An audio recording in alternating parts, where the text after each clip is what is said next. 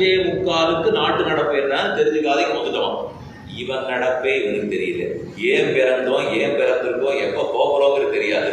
ஆனா நாட்டு நடமை அப்படி அதுல பாதி போய் அதுல உண்மை வேற இருக்காது. 5:45 சொல்லுவா, திரும்பி போய் பார்த்தோம்னா அப்படி சம்மந்தமே இல்லைன்னுவா.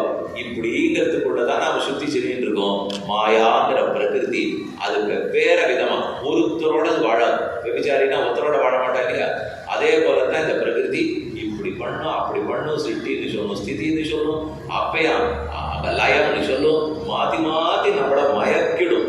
அதுதான் பகவத் ஸ்வரூபத்தை மயக்கக்கூடிய, பார்க்க ஒட்டாமல் தடுக்கக்கூடிய இந்த சரீரம் மாயாங்கிற பிரகிருத்தியிலிருந்து தான் இது உருவாயிருக்கு. அதைத்தான் சொன்னேன்னு சொன்னான். அதற்கு அடுத்தது நதி உபயதோவாகாம். நதி ரெண்டு பக்கமும் ஓடுறது. இந்த பக்கம் ஓடுற நதி, இந்த பக்கம் ஓடுற நதி. ஆமா சொன்னீர் அப்படின்னு உண்டானால் இருக்கு.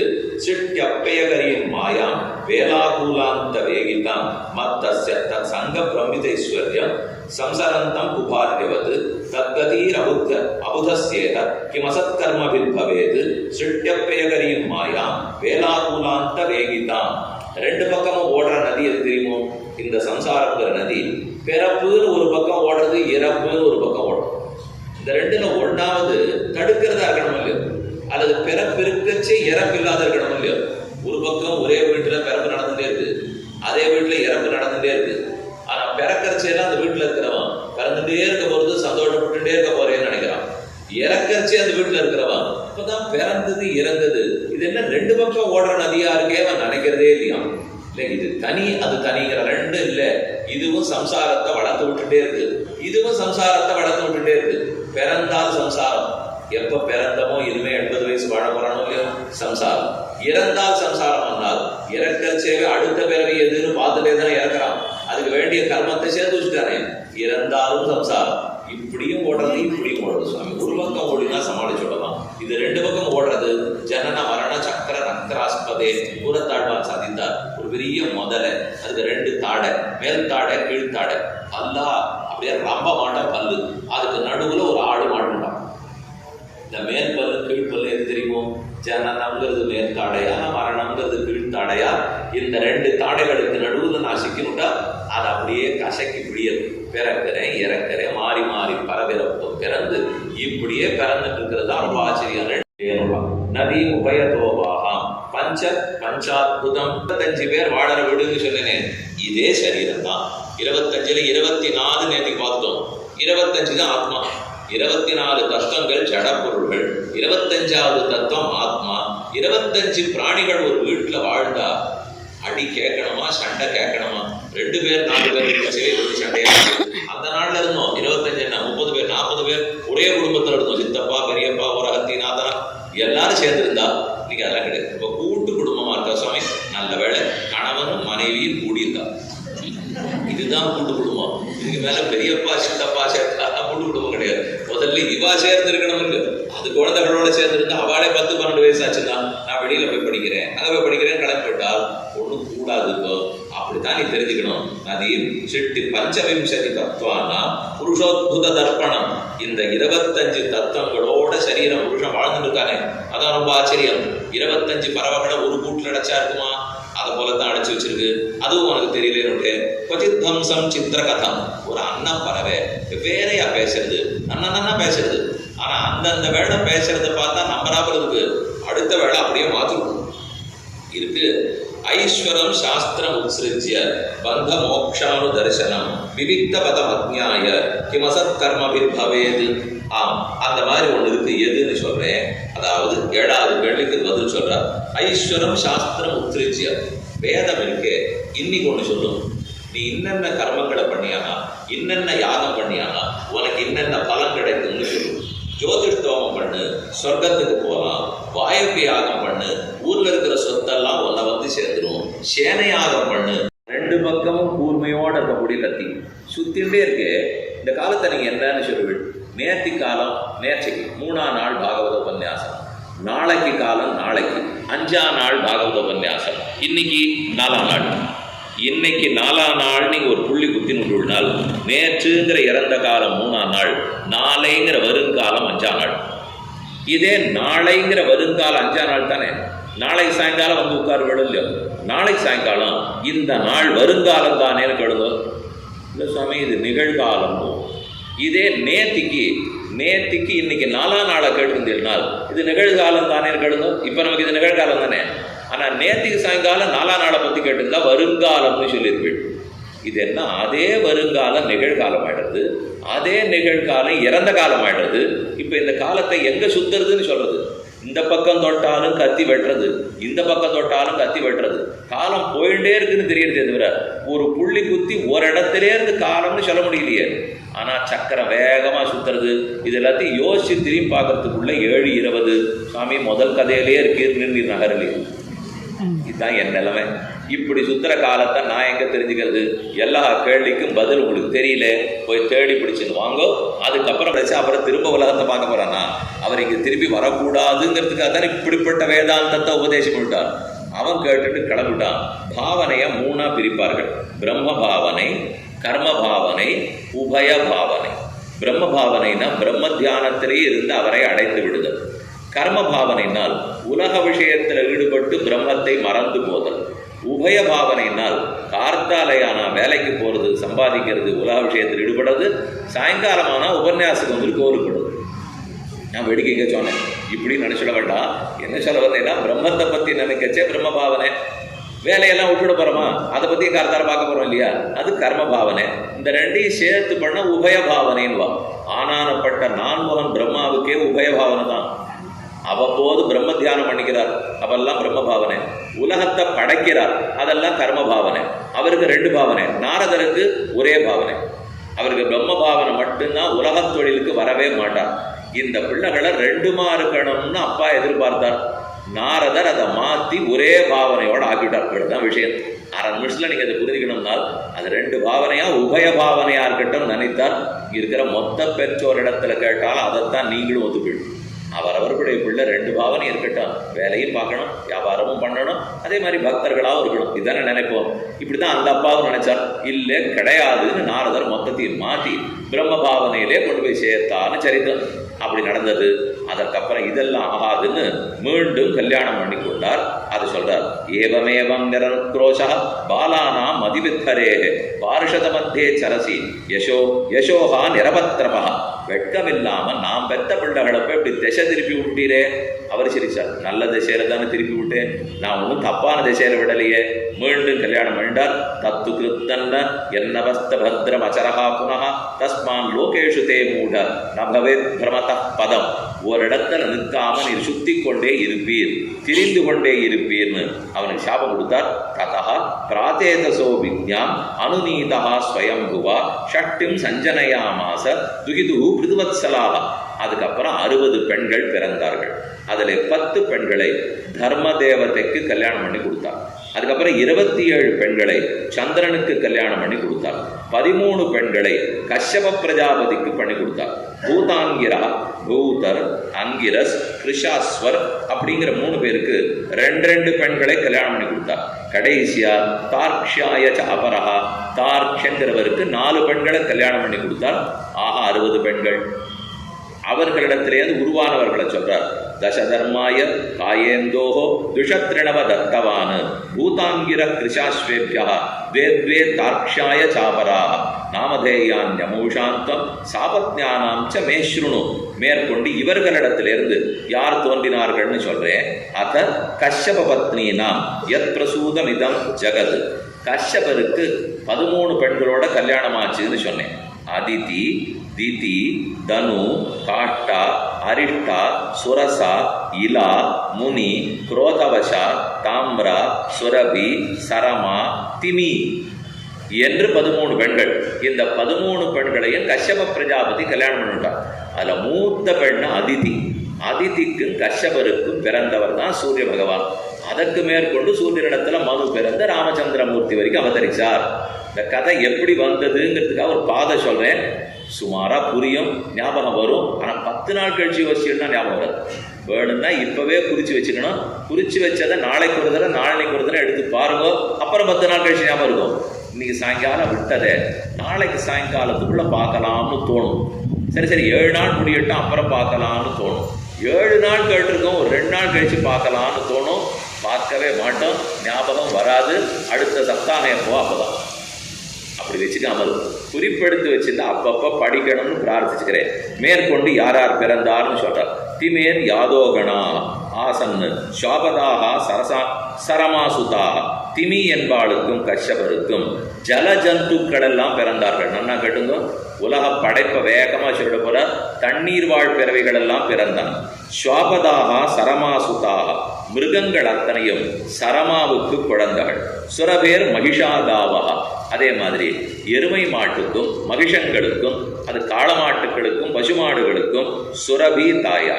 அன்னே திஷபா நிருப தாம்ராயாக, தாம்ரைக்கு சேனகிருத்ராத்யாக, பருந்து கழுகு இவையெல்லாம் தாம்ராதேவிக்கு பிறந்தன. முனேர் அப்சரசாங்கனாக, முனி என்பாளுக்கு அப்சர பெண்கள் எல்லாம் பிறந்தார்கள். தந்தசூகாதய சர்ப்பாக, பல்லால கடிச்சு விஷத்தை கொடுக்கக்கூடிய சர்ப்ப முதலானவர்கள். ராஜன்னு குரோதவசாத்மஜாக, குரோதவசாங்கிற பெண்ணுக்கு கஷ்யபருக்கும் பிறந்தனர். இலாயா பூரூஹாக, இளா என்பவளுக்கு மரம் செடி கொடி புதர் இதத்தனையும் பிறந்தது. சர்வே யாதுதானாச்ச சௌரசாக, சௌரசாருக்கு யாதுதானர்கள் எல்லாம் பிறந்தார்கள். அரிட்டாயாச்ச கந்தர்வாக, அரிட்டா என்பாளுக்கு கந்தர்வர்கள் எல்லாம் பிறந்தனர். காட்டாயாக த்விஷபேதராக, ரெண்டு குழம்பு இருக்கிற மிருகங்களை தவிர பாக்கி அத்தனையும் காட்டாதேவிக்கு பிறந்தனர். சுதா தனோர் ஏகசக்தி தேஷாம் பிராதானிகாம் சுருணு. இப்படி 13 பேருக்கு ஆறார் பிறந்தார்கள்னு சொன்னார். மனித பிறவிகளை மட்டும் சொல்லலை, எல்லா பிறவியும் சேர்த்துட்டார். இதுக்கப்புறம் அதிதிக்கும் கஷ்யபருக்கும் குழந்தைகள் பிறந்தனர். அதாத ஸ்ரூயதாம் வம்சா யோ அதிதேர் அனுபூர்வசா எத்தர நாராயணோ தேவா சுவாம்சேன் அவதரத் விபு. மேற்கொண்ட அதிதிக்கு பல பேர் பிறந்தனர். அதில் சூரியன் பிறந்தார். அங்குதான் நாராயணன் வெகுகாலத்துக்கு பின் ராமனா அவதரிக்க போகிறார் அப்படின்னு கோடி காட்டுட்டார். விவஸ்வான் அர்யமா பூஷா தொட்டாத சவிதா பகா தாதா விதாதா வருணா மித்ரசக்கர உருக்கிரமஹா விவஸ்வதா சாத்த தேவன். இவர்கள் எல்லாரும் அதிதிக்கு பிறந்தவர்கள். விவஸ்வான், அரியமா, பூஷா, தொட்டா, சவிதா, பகன், தாதா, விதாதா, வருணன், மித்ரன், சக்கரன், உருக்கிரமன். இதுல நிறைய பேர் கல்யாணம் பண்ணி வைக்கச்சு அந்த மந்திரத்துல இந்த பேர்கள்லாம் வரும். அதுல முக்கியமா இந்த 4 பேர் வரும். விவஸ்வான், அதாவது விவஸ்வான், பூஷா, தொட்டா, அரியமா, சவிதா, பகன். இவர்கள் பார்த்து தான் கல்யாணத்தை நடத்தி வைக்கிறார். இதில் இந்த பெண்ணும் பிள்ளையும் ஒவ்வொரு செல்வத்துக்கு ஒவ்வொருத்தரை பிரார்த்திப்பான். அந்தந்த தேவதைகள் இருந்து தான் இந்த பெண்ணுக்கு பிள்ளைக்கு செல்வங்களை கொடுக்குறார். நமக்கு தெரியாமல் மந்திரத்தை வாத்தியார் சொல்லிட்டு அவர் பாட்டு சொல்லிட்டு போவாரணும். அப்படி சொன்னோம்னா வெத்து காகிதத்தில் கையெழுத்துன்னு சொல்ல வரணும். அதை போல தான் இந்த மந்திரத்தெல்லாம் நம்ம சொல்லதா தான் அவர் சொல்லிட்டு இருக்கார். என்ன சொல்கிறேன்னே சரியாத கையெழுத்து போட்டுட்டு அப்புறம் சாட்சியாக கொண்டிருக்கிற அக்னி வந்து கேட்பார். என்னென்னமோ மந்திரம்லாம் சொல்லிட்டு இதை பண்ணுறேன் அதை பண்ணுறேன், நீ ஆமாம் பண்ணுறேன், ஏன் பண்ணேன்னு அவர் திரும்பி கேட்பார். பண்ணாட்டா தண்டனை கொடுப்பார். அதுவும் சட்டத்தை பூர்த்திக்கு திரும்ப ஹோமத்தை வழங்கச்சே நிச்சயமாக கேட்டுவார். 25க்கு கல்யாணம் பண்ணிட்டேன், இப்போ 60 ஆச்சு. இல்லை சுவாமி கொஞ்சம் நேரம் கொடு, முக்காவாசி முடிச்சுட்டேன், இன்னொரு காவாசி இருக்குன்னா சரி 89 போது வாரும். சதாபிஷேகத்துக்கு திரும்பி போவோம். குறுக்க வேணுங்கிறவா 70 பண்ணிப்பா, 75 ஆகும், 80 ஆகும். திரும்ப கேட்பார், இல்லை இன்னொரு 10 வருஷம் கொடுவோம். நல்லா இருக்கே, நான் ஒவ்வொரு தடவை உனக்கு நேரம் கொடுத்துட்டே இருப்பேன், நீ போயிட்டு பண்ணாத வரையாள். அப்போ எதை பண்ணுறோன்னு ஒத்துட்டு இருக்கோன்னு புரிஞ்சுக்கணும். இந்த தேவர்கள்லாம் சாட்சி. விவஸ்வான் அர்யமா பூஷா தொட்டாத சவிதா பகா தாதா விதாதா வருணா மித்ரசக்கர உருக்கிரமா விவஸ்வத ஸ்ராத்த தேவம். அதில் சூரியனுக்கு இன்னன்னார் பிறந்தார்கள். சூரியனுக்கும் சம்யாதேவிக்கும் கல்யாணம் ஆகும். இன்னொரு மனைவிக்கு சாயாதேவின்னு பேர். சாயாங்கிறது நிழல். சூரியனுக்கு நிழலுக்கும் கல்யாணம், சூரியனுக்கு சம்யாதேவிக்கும் கல்யாணம்.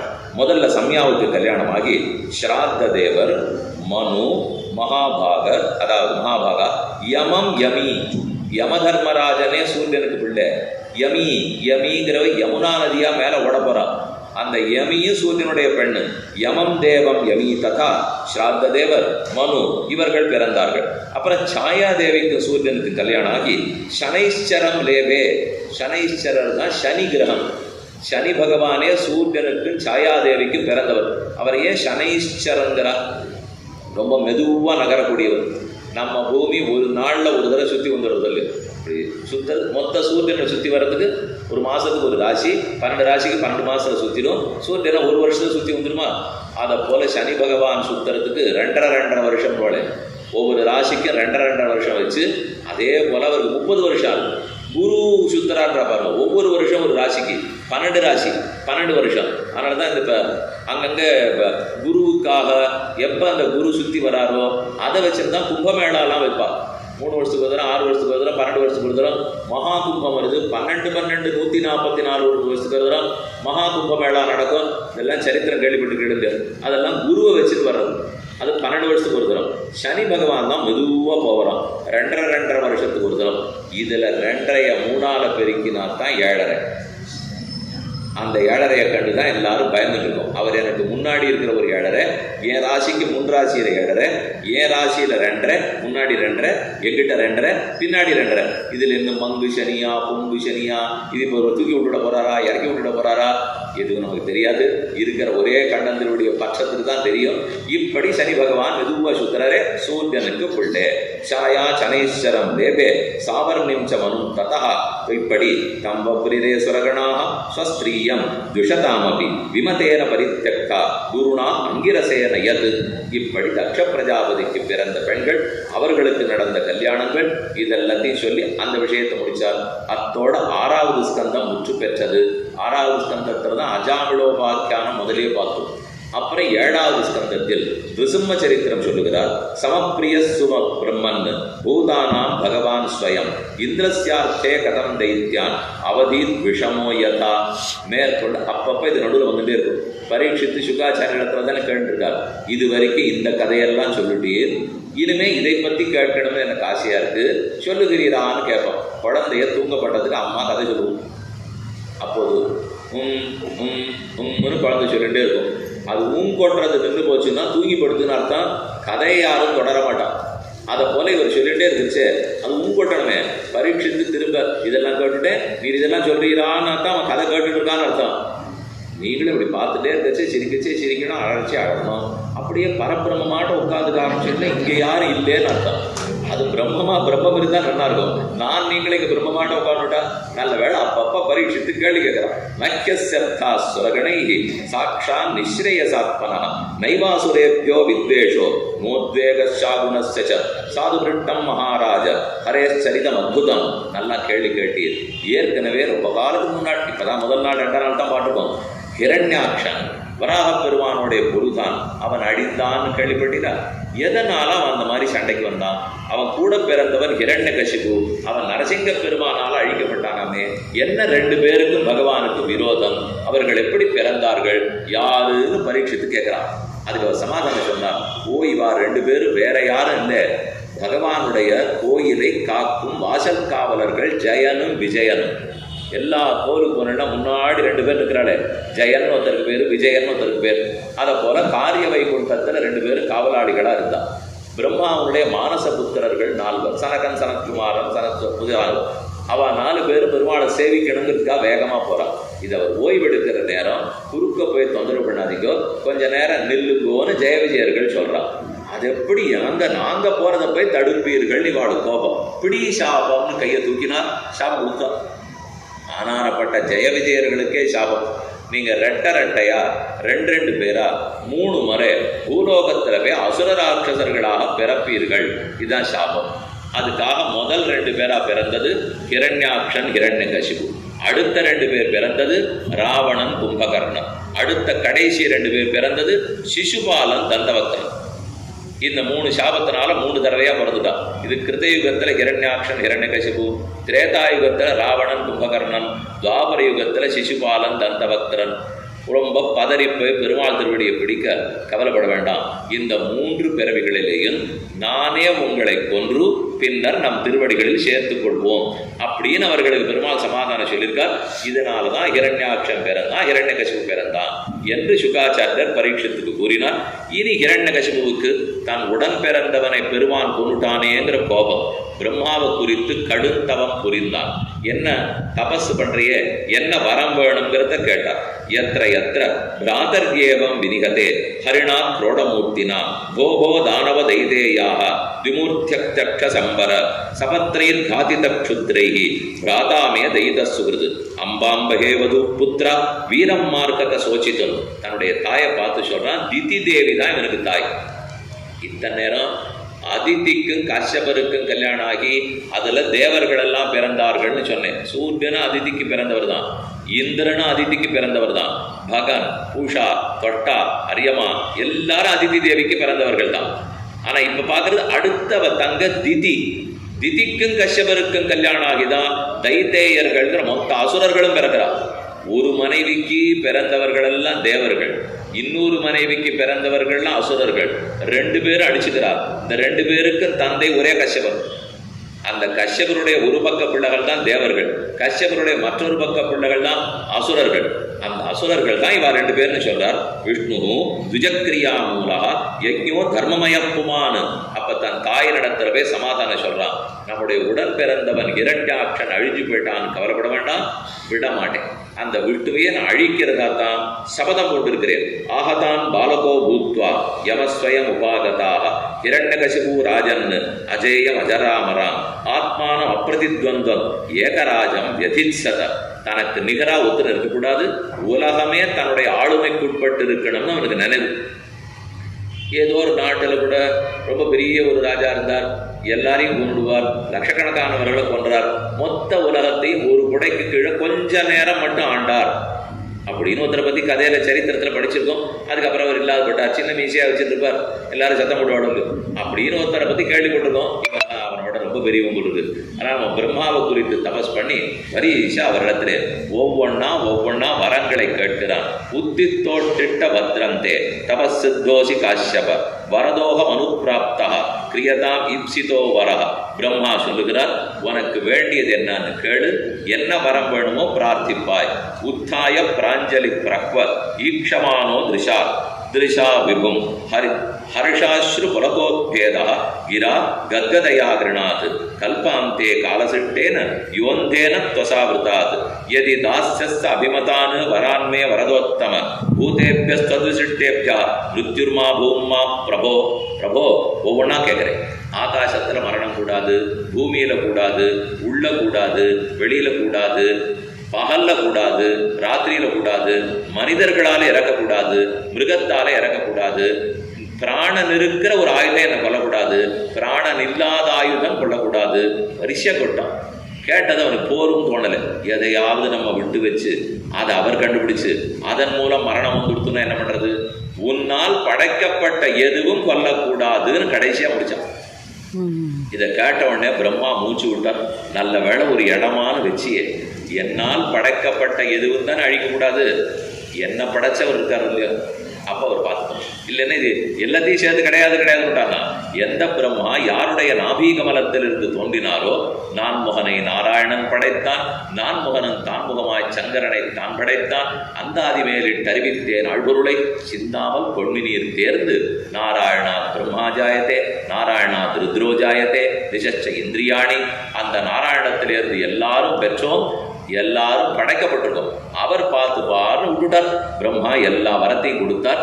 வரத்தினில் சிரத்தமிக்க வாழையித்து மத்தவன் உரத்தினில் கரத்தவை துயிர்த்தலத்த ஒன்றினாய். வரத்துல சிரத்த வச்சானே தவிர வரத்தை கொடுத்தவனையும் படைத்தவனையும் மறந்து விட்டான். கிடைச்ச வரம் நம்மளை காப்பாத்துன்னு நினைச்சான். அந்த வரமும் காணப்படும், வரத்தை கொடுத்தவனும் காணப்படுவான், பெற்றவனும் காணப்படுவான். இருக்கிறவர் ஒருத்தருங்கிறத இவன் மறந்துட்டு நடந்துட்டான். இவ்வளவு பெரிய வரம் கிடைச்சவனே அவனுக்கு ரொம்ப அகங்காரமா போய் ஊர்ல இருக்கிற எல்லா அசுர செல்வங்களையும் சேர்த்தான். எங்கேயும் யாகம் நடத்த விடாம தடுத்தான், நல்லவர்களை எல்லாம் கெடுத்தான். அப்படிப்பட்டவனுக்கு கயாதுங்கிற நல்லாள் மனைவியாக இருந்தாள். அவள் கர்ப்பவதி ஆனாள். 4 பிள்ளைகள் பெறப்போறாள். அவ கர்ப்பமா இருக்கிறச்சே இவன் தபஸ் பண்ணிருந்துக்கான். 1 கோடி வருஷம் தபஸ் பண்ணிருக்கான்.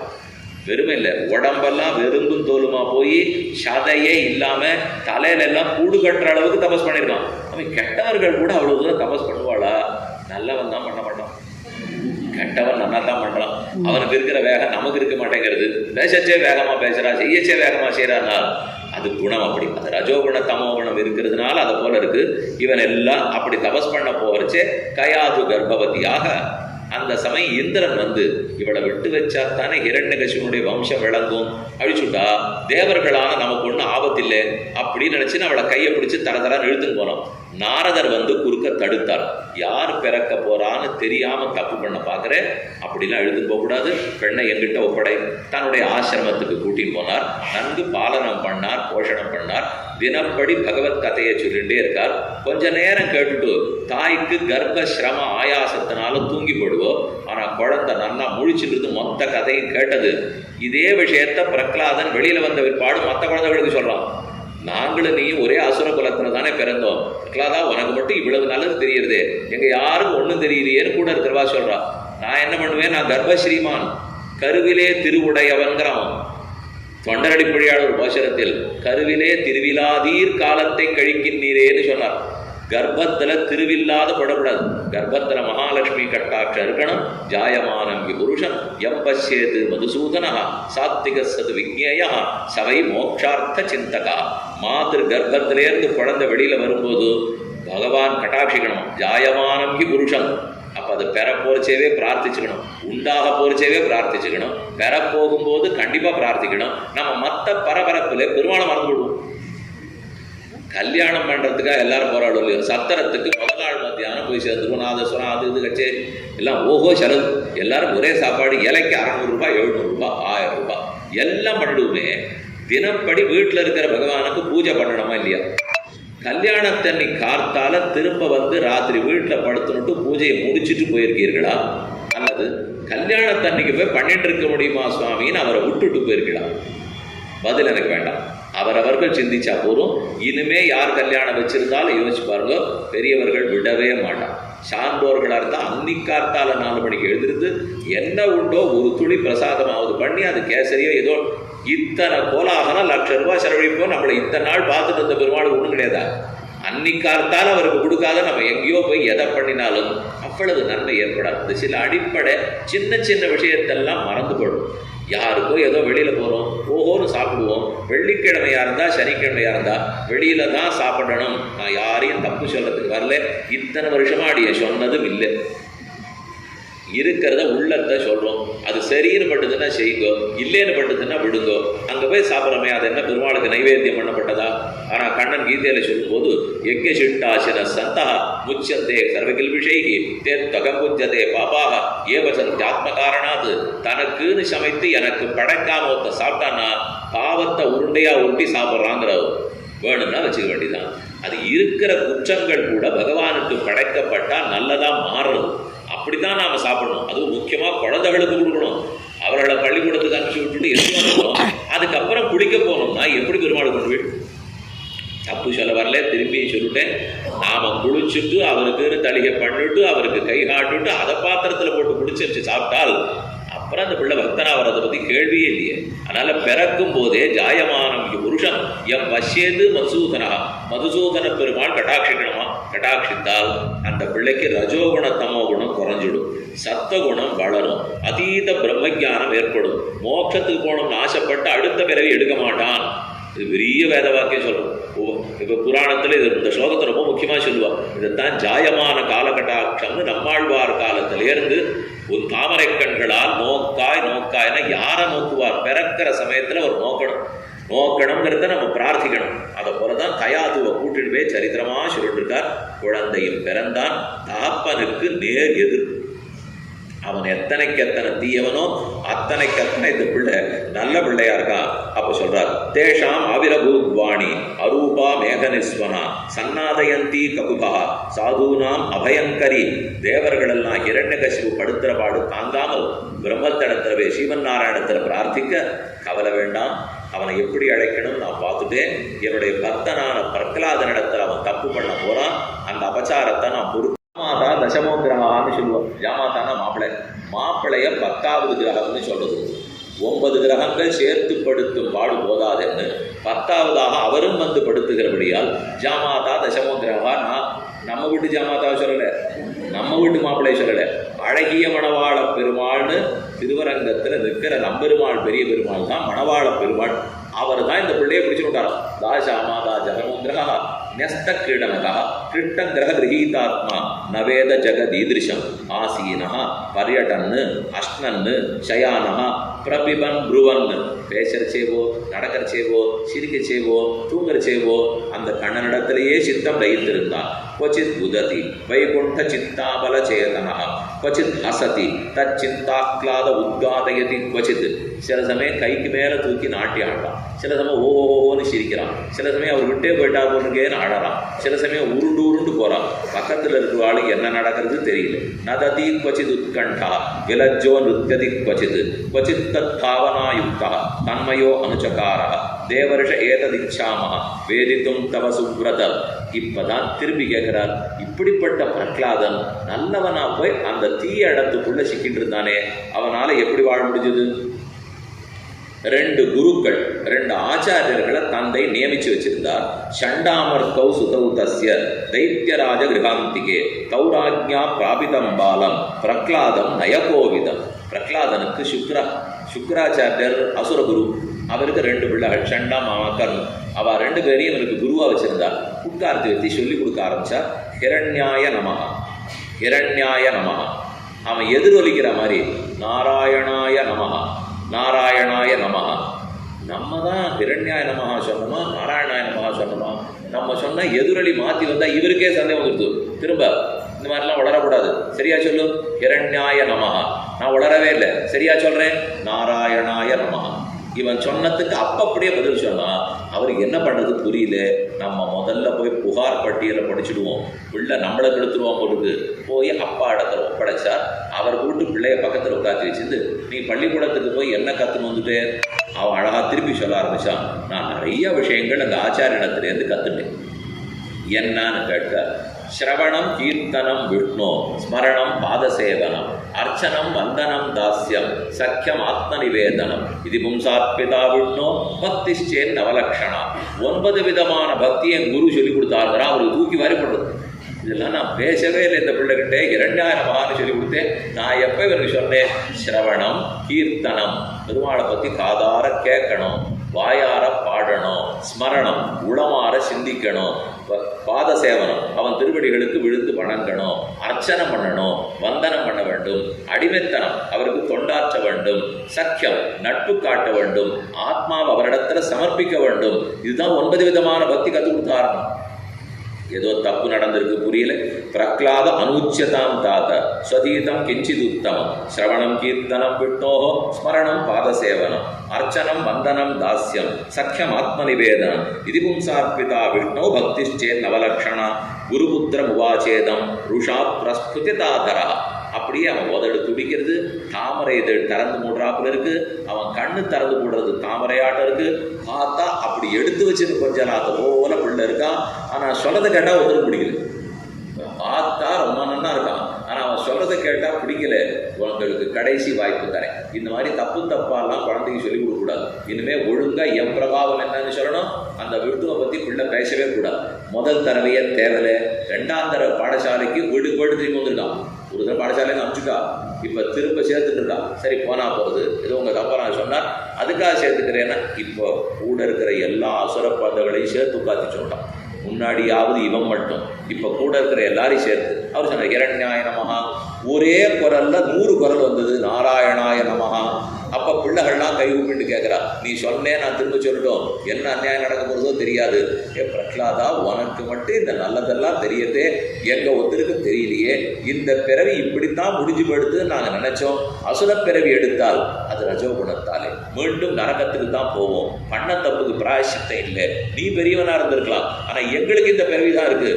இந்த கதி அதோ கதி தானா அப்படின்னு குழந்தைகள்லாம் அழுதுகிட்டே கேட்குறான். அவன் திருப்பி சொல்கிறான், கவலையே விடாதீங்க, உங்கள் அத்தனை பேருக்கு மோட்சம் கொடுக்கறதுக்கு தான் நான் கேட்குறேன். அவர் அப்படியெல்லாம் விட்டுவிட மாட்டேன். அவர் என்ன எனக்கு மட்டுமா கொடுக்குறேன்னு சொல்லியிருக்கார். ஒவ்வொரு ஜீவாத்மாவும் நீயும் சரி, இவனும் சரி, இவனும் சரி, நம்ம தந்தையும் சரி, விரோதியும் சரி, நண்பரும் சரி, அத்தனை பேரும் அந்த பகவானுக்கு சரீரம். எல்லாருக்கும் அவர் தான் அந்தராத்மா. சர்வபூதாத்மகே தாத்த ஜெகநாதே ஜெகன்மயே பரமாத்மனி கோவிந்தே மித்ராமித்ர கதாபுதா. யார் நண்பன் யார் விரோதி? எனக்கு விரோதின்னு ஒருத்தன் கண்ணிலேயே படலை. அத்தனை பேரும் ஒரே பிரம்மத்துக்கு சரீரம்.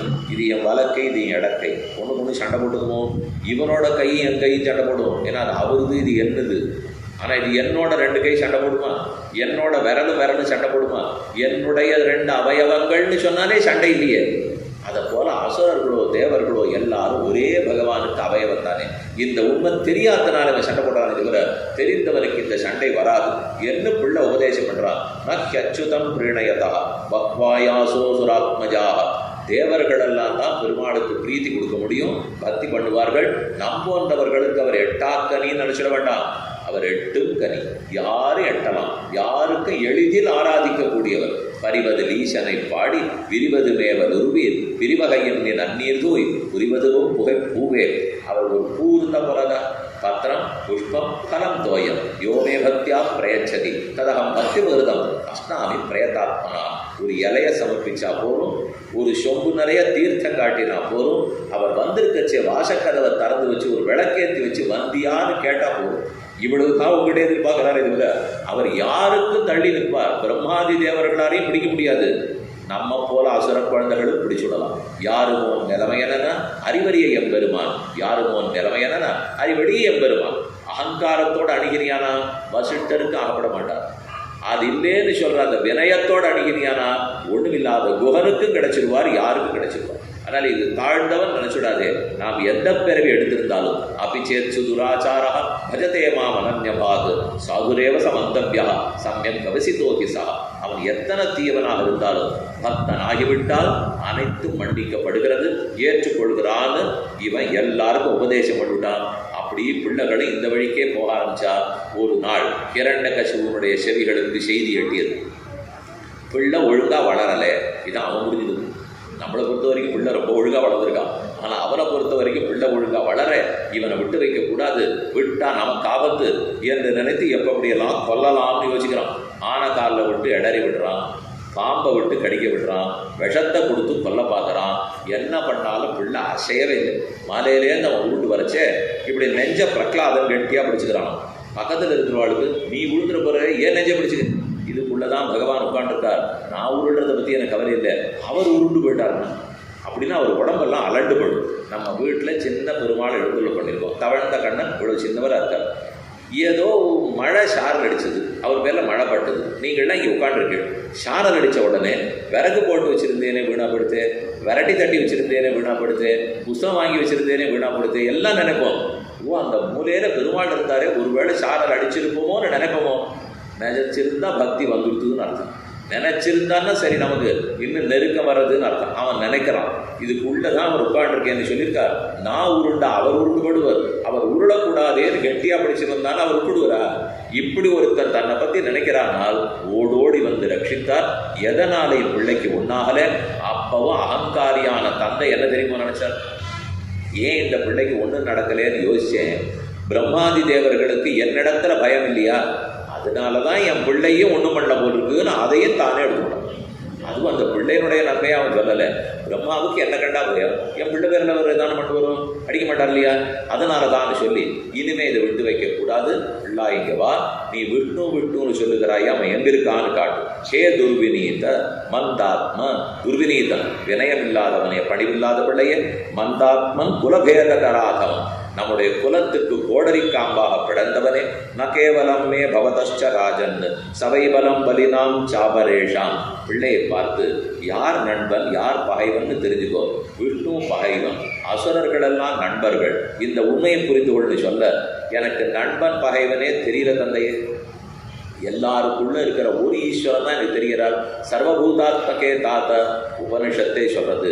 எம் ஆத்மான வேத, எம் பிருத்திவியின வேத, எல்லாத்துக்குள்ளும் பிரம்மம் இருக்கிறார். ஆனால் ஐயோ யாரும் அவனை தெரிந்து கொள்ளாமல் போனார்களே. ஆத்மாவுக்குள்ளும் உள்ளார், சரீரத்துக்குள்ளும் உள்ளார், ஆனால் தெரிஞ்சுக்கலே. வாசவ் எதி சர்வத்திர கஸ்மாத் சம்பேன சிக்ஷதே. இப்படின்னு கேட்டு கேட்டு கேட்டு அப்படியெல்லாம் வெறுமை எனக்கு அப்படி பதில் சொல்லாதே. இந்த தூணுக்குள் நீ சொல்லும் கடவுள் இருக்கிறாரா, அந்த விட்டு இருக்கிறாரான்னு ஒரு தூணை காட்டினான். பிள்ளை பதில் சொன்னா, இந்த தூணிலும் இருக்கிறார், துரும்பிலும் இருக்கிறார், துவையஸ்தி மையஸ்தி ச, உன்னிலும் இருக்கிறார், என்னிலும் இருக்கிறார், சதா அஸ்தி எப்போதும் இருக்கிறார், சர்வத்திர அஸ்தி எங்கும் இருக்கிறார். திருமுழன் கண்ணன் என்ற மகனை காய்ந்து இத்தனை சொல்லி அவனுக்கு புரிபடலை. நீ எதேதோ சொல்லி என்ன குழப்பாதே, இந்த தூணுக்குள் இருக்கிறார் ஆனால் இருக்கிறார்னு சொன்னா கையில் நீண்ட கதை எடுத்துக்கொண்டு அதீத வேகத்தோடு போய் முட்டியாரை இடித்தான். சோகம் விகத்தமானஸ்ய சிரக்காயா தராமிதே கோபாயேத ஹரிஸ்வாத்ய எஸ்தே சரணமீப்சிதம். இந்த பிள்ளை இவ்வளவு அகங்காரத்தோட பேசுறானா, இவன் தலையை வெட்டிடுவேன். அப்ப அவன் பிள்ளைய பார்த்து சொல்றான், நீ சொன்ன இடத்துல மட்டும் அந்த பகவான் இல்லாமல் தோன்றாமல் இருந்தால் உன்னை ஒரு யானையாட்ட வச்சு நான் சிங்கமாட்ட இருந்து உன்னுடைய தலையை பிளந்துடுவேன். சிங்கம் யானை தலையை பிளக்குமா? அதை போல உன்னை பிளந்துடுவேன்னா அது வரைக்கும் உள்ள இருக்கிற பெருமாள் என்ன உருவத்தோட வரணும்னே முடிவெடுக்கல. அவருக்கு ஒன்று மட்டும் தெரியும், நரனாகவும் வர முடியாது, மிருகமாகவும் விட முடியாது. ஏன்னா நம்ம கேட்டு வச்சிருக்கானோ இல்லையோ, பகல்ல பறக்க முடியாது, ராத்திரி தோன்ற முடியாது, உள்ள தோன்ற முடியாது, வெளியில தோன்ற முடியாது, ஆகாசத்துல தோன்றக்கூடாது, பூமியில தோன்றக்கூடாது. இதெல்லாம் அவன் போட்டு வச்சிருக்கிற விதி. அதற்கு நடுவில் என்ன சொல்லியிருக்கார், மனிதனாகவும் இருக்கக்கூடாது, மிருகத்தாலேயும் மரணம் கூடாது. அதனால நரங்கலந்த மிருகமாக இருக்க வேணும்னு முடிவு பண்ணிட்டார். ஆனால் எந்த மிருகம்னு அவர் முடிவு பண்ணல. கரடித்தலையா வச்சுக்கலாமா, புலித்தலையா வச்சுக்கலாமா, ஏன் சிங்கத்தலை? ஏன்னா வெளியில பேச்சுவார்த்தை நடக்கிறது. பிரகலாதனை பார்த்து ஹிரண்யகசிபு சொன்னா, என்னை சிங்கமா வச்சு உன்னை யானையா வச்சு கும்பத்தின் கரியை கோள்மா கொண்டன, நின்னை பிளந்து உன் உடலை பிளந்து அடைவன், உன்னை கொன்று உன்னுடைய உடலை பிளந்து நான் அடைய போறேன்னு கொக்கரித்தான். அது காதல விழுந்ததோ இல்லையோ, இனிமே இவனை விட்டு வைக்கக்கூடாது, நாம சிங்கமா இருப்போம், இவனை யாரை ஆக்கி இவன் தலையை பிளந்துடுவோம் அப்படின்னு. அப்பதான் நரங்கலந்த சிங்க உருவாக தோன்றினார். தஸ்மின் தத் சத்தியம் விதாத்தும் நிஜபிருத்திய பாஷிதம் வியாப்திஞ்ச பூதேஷ்வகிலேஷு சாத்மனா அதிருஷ்யதாத்யத்புத ரூபமுத்வகன் ஸ்தம்பே சபாயாம் ந மிருகம் ந மானுஷம். அதே சமயத்தில் அட்டகாச சிரிப்பு கேட்டது. பிளந்தது தூணும், புறப்பட்டது செங்கட்சியம். தூண் பிளந்தது. அட்டகாச சிரிப்போடு ஆகாசத்தையும் பூமியும் வளர்ந்து நிற்கும் திருவுருவத்தோடு தோன்றினார். தன்னுடைய பக்த பிரகலாதனின் வார்த்தையை மெய்ப்பிப்பதற்காக பகலிலும் இல்லை இரவிலும் இல்லை, அந்தியம் போதில் அறிவுருவாகி அழித்தான் பெரியாழ்வார் பாஷன். மாலை பொழுது, இப்பவும் நிருசிம்மனுக்கு ஆராதனைனால் மாலை பொழுதுல தான் ஆராதனை. நிருசிம்ம ஜெயந்தி உற்சவம் கொண்டாடுறதுன்னா மாலை பொழுது. கிருஷ்ண ஜெயந்தினா பாதராத்திரி, நிருசிம்ம ஜெயந்தினா மாலை பொழுது. அதனால மாலை பொழுது தோன்றினார். ஆகாசத்திலே பூமியிலே ஒரு படிக்கட்டில் அமர்ந்து கொண்டு ஹிரண்யகசிபனுடைய சரீரத்தை எடுத்து மடியில் வச்சு விட்டார். ஆகாசம் பூமியில் உள்ள இல்லை, வெளியில் இல்லை, ரேழி இங்கேயும் இல்லை அங்கேயும் போல நடுவில் இருக்கிற ரேடியில் உட்கார்ந்து விட்டார். அதுக்கப்புறம் நரனும் இல்லை, மிருகமும் இல்லை, நரத்தம் மிருகத்தம் கலந்த உருவம். நாயம் மிருகா நாபி நரோ விசித்திர விசித்திரமகோ கிமேதன் மிருகேந்திர ரூபம். மிருகமும் இல்லாமல் மனிதனும் இல்லாமல் உழைந்த அறியும் மானிடமும் உடனாய் தோன்ற ஒன்று வித்து பிளந்து வளைந்த உயிரானை என்று ஆழ்வார் திருவங்கியாழ்வார் பாடுறார். உழைந்த அறியும் இந்த ரெண்டு சேரா சேர்க்க. சிங்கத்தின் தலையும் மனிதனின் உடலும் சேருமா? சர்க்கரையும் பாலும் தனித்தனியா சாப்பிட்ட வரைக்கும் யாருக்கும் அதுல விருப்பம் இருக்காது. சர்க்கரையும் பாலையும் சேர்த்து சாப்பிட்டா தனித்தனியா சாப்பிடவே மாட்டோம். அதை போல இதுக்கு முன் அவதாரங்கள் மத்ஸ்யாவதாரம், கூர்மாவதாரம் முதலானவை மிருகமா மட்டும் இருந்தது. இதுக்கு அப்புறம் இருக்க போறது மனுஷனா மட்டும் இருந்தது. இது ஒண்ணுதான் ரெண்டு கலந்த அவதாரம். இந்த கலந்த அவதாரத்தை சேவிச்சவனுக்கு தனி அவதாரத்துக்கு போறதுக்கே மனசு வராது. அப்படி மாலை பொழுதில் தோன்றினார்.